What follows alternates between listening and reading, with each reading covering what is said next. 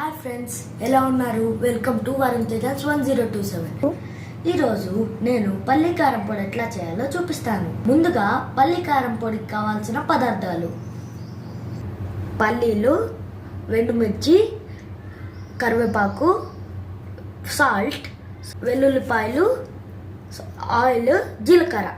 ముందుగా స్టవ్ మీద ప్యాన్ పెట్టుకొని స్టవ్ ఆన్ చేసుకున్నాం.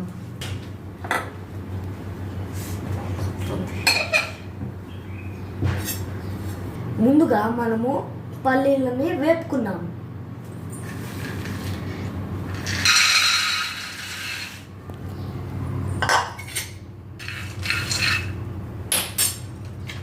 మీడియం ఫ్లేమ్లో ఉంచి వేపుకోవాలి. పల్లీలు పొట్టొచ్చే వరకు వేపుకోవాలి. ఇలా పల్లీలు పొట్టొచ్చే వరకు వేపుకుంటే సరిపోతుంది. ఒక ప్లేట్లోకి తీసుకొని 2 టీ స్పూన్లు ఆయిల్ వేసుకోవాలి. దాని తర్వాత ఎండుమిర్చిని మీడియం ఫ్లేమ్లో పెట్టుకొని వేపుకోవాలి. ఇప్పుడు మనం కరివేపాకు వేసుకోవాలి.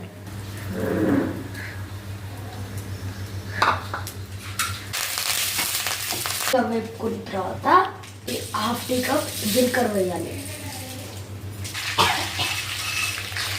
ఇవి ఫ్రై అయిన తర్వాత గ్యాస్ ఆపుకొని కొద్దిసేపు పక్కన పెట్టుకొని చల్లారనివ్వాలి. ఇట్లా పొడిగా ఉన్న దాన్ని తీసుకొని ఈ రెండు మిక్స్ చేసుకొని మిక్సీ జార్లో వేసుకోవాలి. ఇందులో రుచికి సరిపడా సాల్ట్ వేసుకోవాలి. ఇప్పుడు దీన్ని కొంచెం లైట్గా బ్లెండ్ చేసుకోవాలి.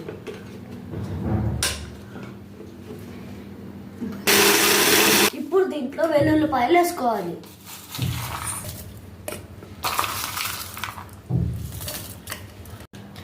వెల్లుల్లిపాయలు వేసిన తర్వాత ఆపుకుంటూ గ్రైండ్ చేసుకోవాలి.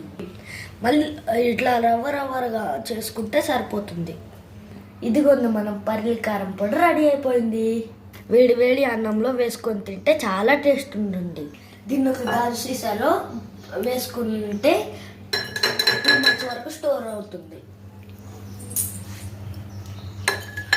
ఎంతో టేస్టీగా ఉంటే పల్లి కారం పొడి రెడీ అయిపోయింది. ఇంకా రోజు మా అమ్మ తింటూనే అన్నం పెడుతుంది. ఓకే ఫ్రెండ్స్, ఈ వీడియో మీకు నచ్చినట్లయితే సబ్స్క్రైబ్ చేయండి, లైక్ చేయండి.